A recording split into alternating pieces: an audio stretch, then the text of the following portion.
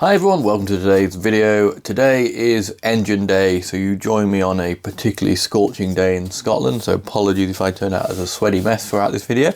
But yeah, today aim is to get the engine back up and running. So, running order, first job is to get the old oil out of the engine.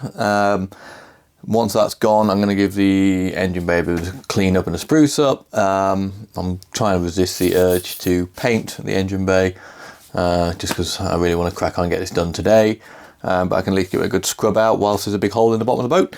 After that's done, I'm going to be reinstalling the sail drive.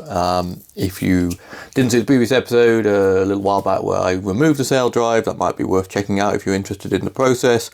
Or I guess you could just reverse that part of this video and it pretty much be the same thing.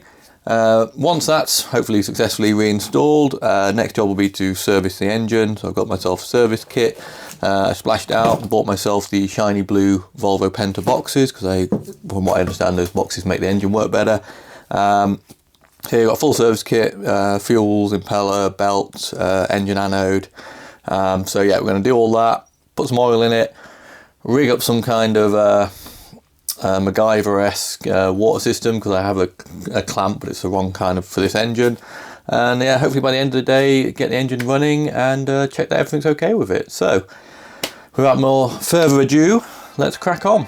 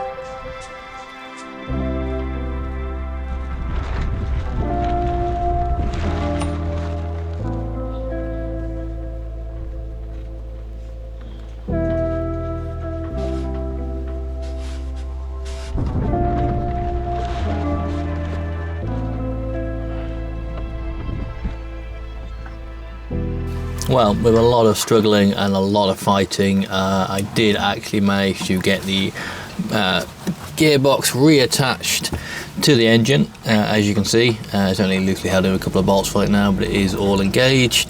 It was a very difficult job, I will say. Certainly not a job that I'd recommend taking on your own. With a couple of different people, it would be a lot easier. And you need quite a lot of strength. I had a comment from a guy called Andrew on the previous video when I removed it, saying that I might find it's difficult to get it back in because he might need to move the engine forward. Fortunately, that wasn't the case. I didn't have to disconnect the engine or anything. All I had to do was basically rig up this ratchet strap here, because the engine is kind of sat on two mounts, and then there's a third mount which goes at the back on the gearbox, so it kind of sits on a triangle. So the engine does, I'm too weak right now to move it, but the engine does pivot quite well back and forth. So between that and my sort of ratchet strap system above the gearbox, I was able to get it roughly lined up, and then it was just pretty much a trial and error to try and get the shaft to go into the engine. But eventually it slotted in. I cheered So now it's the very long and laborious job of bolting down the plate. I've got to fit the back mount onto this. I'm probably going to do that first so we can get it all lined up and balanced. Fit the plates, do the gearbox bolts, fit the gearbox cable, fit the hose onto the water inlet. Yeah, and I think that should be about everything back together. So yeah, let's crack on.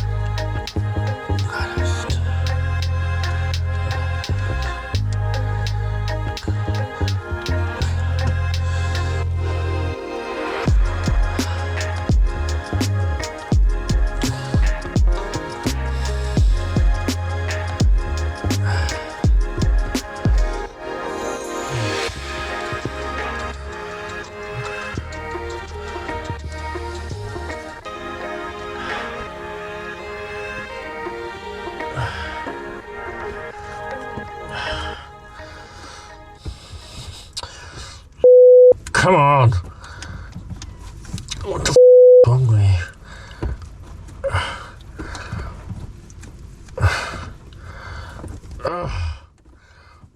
Really?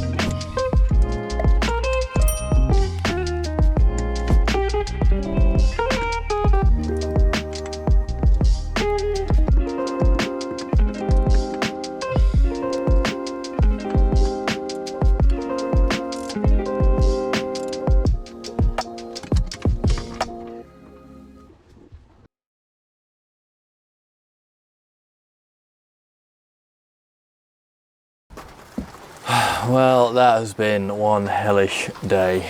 I've made quite a lot of progress, I think. Yeah,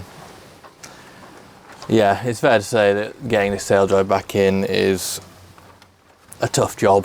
I think it'd be a tough job if there's two of you, and with one, it's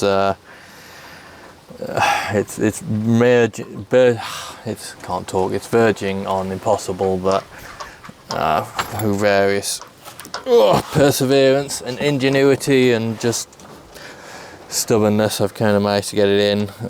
I am in so much pain. I ache everywhere. I'm pretty sure I've got like a big dent in my head because I've been resting my head on the hatch for most of the afternoon. But I guess silver lining is in. It's mostly done up. Struggling a bit with the gear linkage. It just doesn't seem to want to reconnect.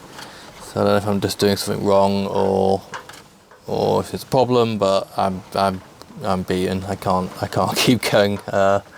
Despite how sunny it is now 8 o'clock, which is actually not as bad as I thought it was going to be. And yeah, I just need to call it a day for today. We'll revisit it tomorrow. Yeah, it's beating me up this today. It's some bits of it are fine, like, you know, like putting the ring back in, for example. Like, as you can see, most of the bolts are perfectly visible. You can just put a socket on them and do them up. It's nice and easy. But then there's two bolts that are kind of underneath the engine here, and they are just impossible to get to. Like, there's just no way to get to them easily, and just for good measure, they're just too tight underneath the engine for you to get a socket on it, so you've got to do it with a spanner, which is really annoying. Also, like, I'm pretty sure that designers hate like mechanics or people who fix stuff, because there's just certain things on these, like the bolts on the attaching the gearbox to the engine. You know, like, they're pretty easy, or you'd think they'd be pretty easy. You just stick a socket on them with an extension, and you can just do them right up, no problem. But the ones on the left side here, they are, for some reason, too close to the housing of the gearbox to put a socket on it. I mean, the level of, like, millimeter tolerance it takes to be that much of an arsehole when you design one of these cannot be an accident. I kind of feel like it's got to be deliberate. You know, I don't know what people who fix stuff have done to upset people who design stuff, but seriously, would it have killed you to have moved that over like a millimeter, like, so you could get a socket on it? You know, so it went from being what should have been a minute with a socket to 20 minutes fighting it with a spanner. Anyway, that's enough whinging. I'm gonna muster up enough motivation to wipe some of these greasy marks off my nice white hull, and then I think I'm gonna go and have a shower and call it a day. So we'll finish it off tomorrow. Okay, so I've had a day or so's break after the horrific day of putting in the sail drive. I gotta be honest, I'm still incredibly sore. I think I did something to my ribs from laying on that hatch all day. But I'm feeling brave enough and motivated enough to tackle the engine. So yeah, we're gonna get on with the service, change all the filters, well, that one, and there's another fuel filter at the back, change the belt, change the anode. Yeah, I think that's everything, and then put some oil in it, and in theory we should be good to give her a test. And yeah, I'll say I'm really hoping that I've got everything right in the gearbox end, because yeah, I don't think I've got it in me to take that back out and do it again. I have just spent the last hour or two just finishing off the last couple of bits. So there's a couple of bolts for the gearbox mount at the back that needed to go in, which I had to get some new bolts for. And the gear cable was being a bit of a pain. That was what ultimately defeated me the other day, but I've managed to get that lined up, and it seems to be shifting between the gears. So, right, without further ado, let's go into fast forward mode and change some filters.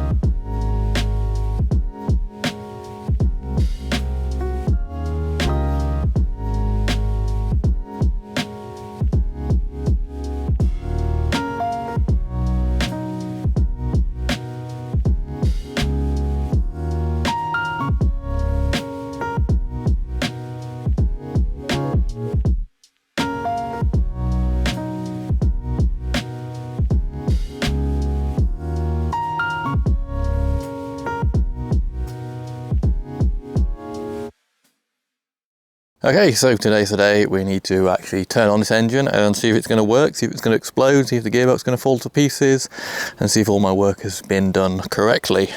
Gotta say, I'm a little bit nervous. I really, don't want the expense of having to, I don't know, get a new engine or something, and I also really don't want all the work of having to remove it again and do it. So yeah, a lot riding on this, but she's fueled up, topped up, put a little bit of fuel in it, primed it. I rigged up a system to feed water into it. Unfortunately I don't have the right clamps for the normal, how you're meant to do it. So I've had to rig up something using a bit of an old inner tube, but I think it should work fine. And ultimately I'll have to check if there's water coming out the back and turn it off if not. So yeah, so I guess we just power on and see how we get on.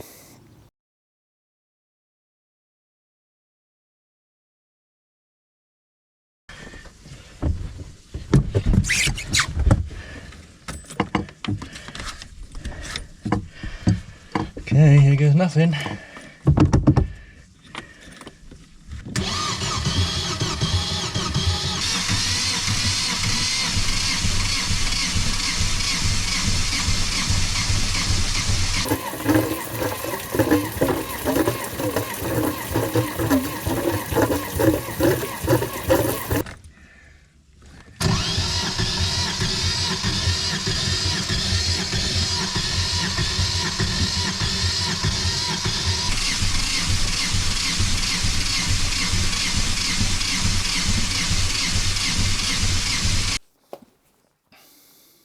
So yesterday's engine day didn't go particularly well. After sort of many hours of messing around and trying to get it started, it just wouldn't.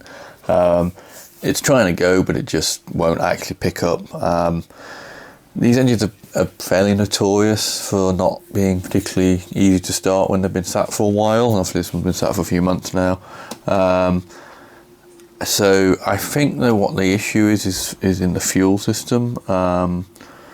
The reason I think that is because when I bleed it via this sort of bleed nipple here, to give a very close up on it, I get air bubbles out of it, which is what you'd expect when you're bleeding it. But it's that there are air bubbles there every single time I bleed it, which kind of tells me that somewhere in the system it's sucking in air, which would kind of fit with the fact that it's sort of trying to go and it's burning fuel, it's kicking a bit of exhaust out the exhaust pipe.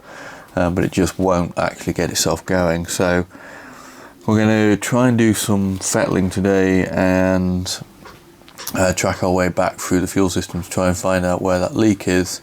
Yeah, and then see if we can't fix that and at least make some progress and hopefully get this engine going. So, right, let's get back to it.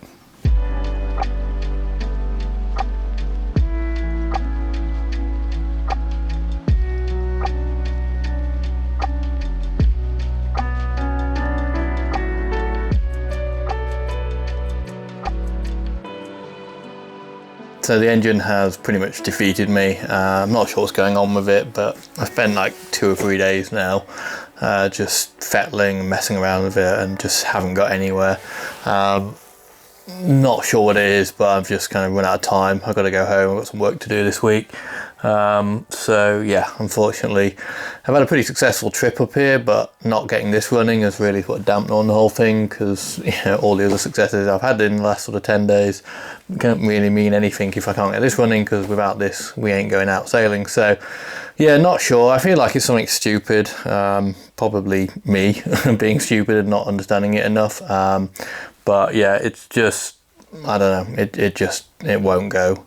So there's something odd going on with it. I don't think it's anything fundamental, like I say, it's just one of those stupid little things, but I don't know enough about these engines to diagnose it, and I haven't been able to get anyone to have a look at it yet. So I'm going to stop, sort of wind myself up over it, head home, going to come back up in another week or two. Should have about a week or so before we're planning on going sailing, so hopefully I can get it going in that time, and then Joe will join me and everything will be wonderful and the boat will be all ready to go. So anyway, we'll check back in a couple of weeks and see if I can manage to get it going.